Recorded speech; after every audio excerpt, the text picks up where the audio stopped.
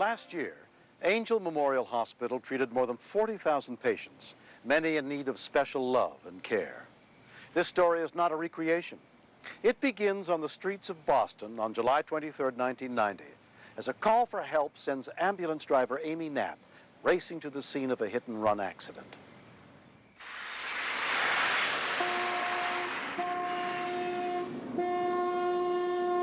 We don't have a siren in our trucks. We do have our lights, and we use the horn a lot and pray a lot that we get there.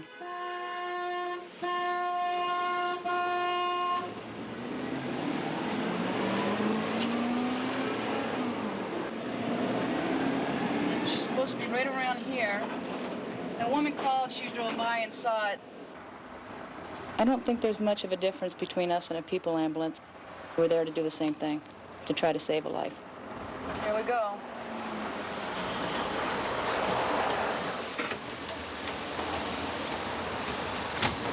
Let me get a carrier for her.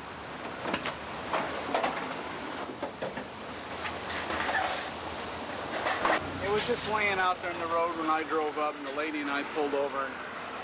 Hi, honey. I know. She's pretty pale.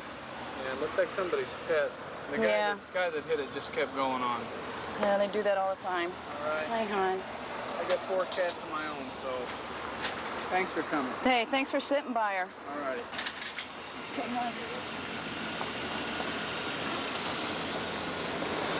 Once you have the animal in the truck, your blood starts pumping more. Amy gets the cat to Angel Memorial within 8 minutes. There's only so much that you can do, so the fastest thing to do is to get it into the hospital and let the doctors go from there.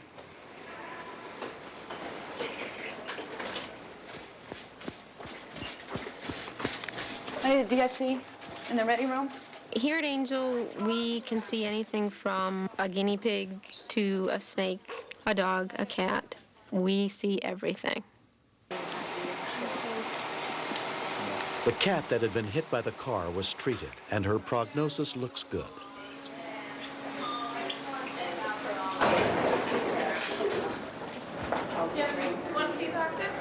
You want to go to the desk on the left? On the right? Suzanne Rodriguez and a roommate bring in her ailing cat, unsure of what is wrong with him. We've been expecting you. Great, thank you. Dr. Alicia Fagella is one of the veterinarians on call that afternoon. Hi, how are you? Hi. Dr. Fagella. You got lost, the poor thing. Oh, everybody always gets lost here, and they get a tour of Boston. Who's this? This is Spitz. He just let go. He was a 6-year-old cat who was referred in with a history of not being himself and not eating for several days. All right, did they take any x-rays of Spitz at all? Okay, that's one of the things that we're going to need to do. It feels like there may be some fluid, free fluid in the abdomen.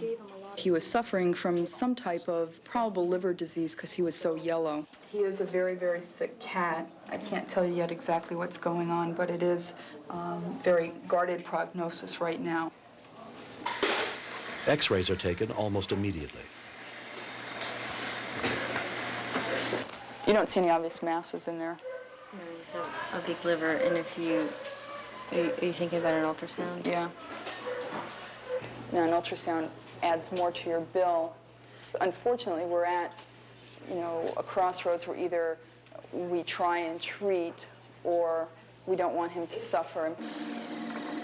An ultrasound is done to determine the severity of Spitz's liver disease.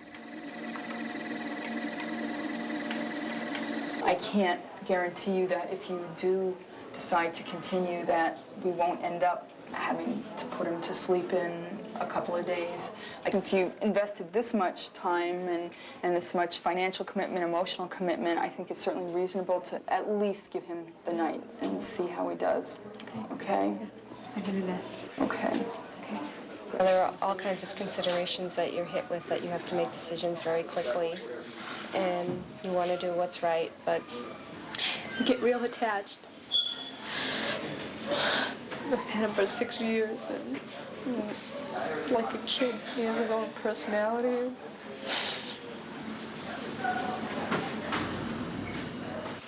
The next day, Dr. Fagella examines lab tests done on Spitz and calls Suzanne with an update.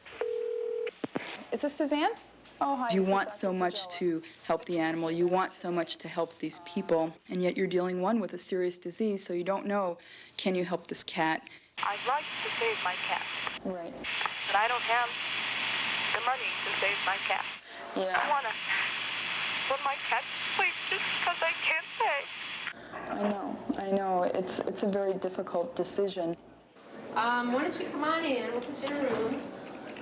Michelle Moore and her in-laws bring in her puppy Shane, who had swallowed something, to Dr. Joyce Gifford. Okay, so why don't you tell me when this whole thing started? And they took him to the vet. We thought it might have been something we fed him because he eats table food. Mm-hmm. And then she called, said that he was passing something. Okay. And so we came down, and he had, like I said, the nylon about that long. Okay. Dogs that are around a year old like to eat foreign bodies, and sometimes they pass and sometimes they don't. This is a real common problem with puppies. Really? They eat everything and get into everything. You wouldn't believe what we put into them. I had put the dog out into the yard, and he went to go move his bowels, and this is when the nylon was hanging out, and I was like, oh, God, I knew something was wrong. I thought he was just going to die, you know, unless they did something quick. I'm going to take Shane from you and get started. We're going to put a catheter in him and get fluids, and then we'll get our x-rays. And by that time, you'll be home, and then we'll give you a call and let you know what we found. Okay? There you go. Come on, little guy. Come on, little guy. You'll be fine. I know that dog's scaring you. I know that dog's scaring you. You're dealing with one patient whose medical needs you have to address, but you're dealing with people who are emotionally distraught and who absolutely adore their animals. It's not a replaceable item, as sometimes people think pets are. It's a family member, and you have to really always be aware of that. The puppy is immediately prepared for surgery. Shane's problem can be life-threatening if it goes on long enough. The foreign body can cause peritonitis. If they don't have surgery immediately, and even with surgery, we can lose them because of the infection. Shortly after checking up on Spitz, Dr. Fagella gets a call from his owner, Suzanne. I know you do. I know.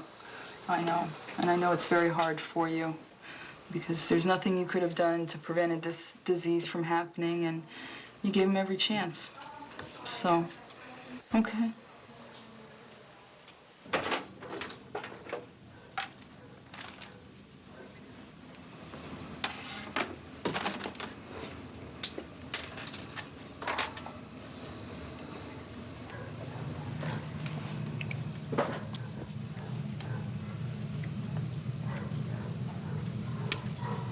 Some days it's very hard. There have been days that I have just broke down and cried. And you know it's the best thing for the animal. I can tell that from a medical standpoint, but it doesn't make it easy.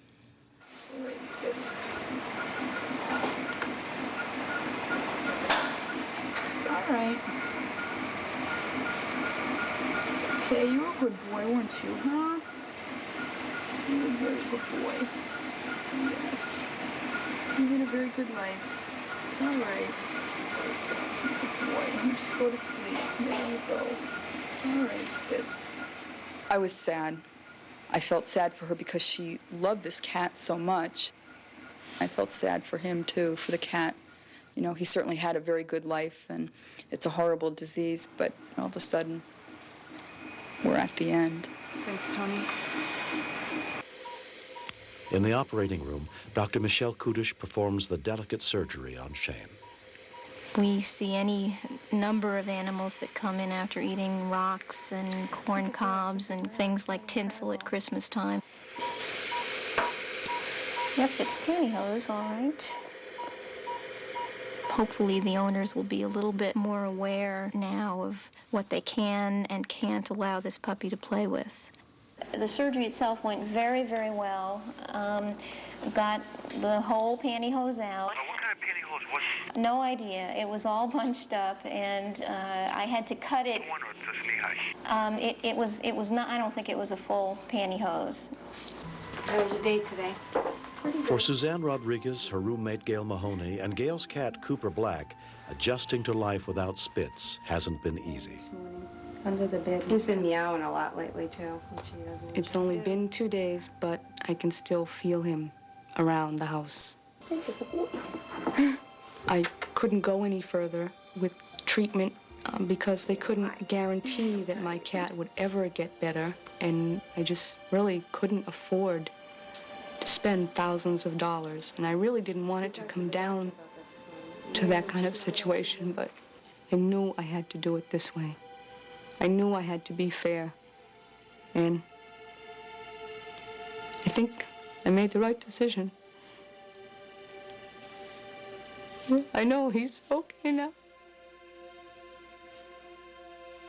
A beloved pet is a great love in a person's life, and I myself know what it means to lose someone like that. They provide warmth and unqualified devotion in a way that no human being can. After 2 days in intensive care, Shane is ready to go home. Here he is. Hi, Mama. Look at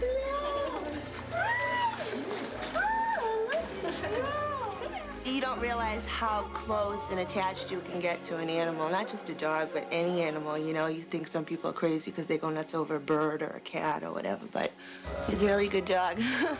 Proud of my dog. Hello, hello. That hospital, I swear by it. God forbid anything ever happens again. I wouldn't even think twice to take them there. They were wonderful, wonderful.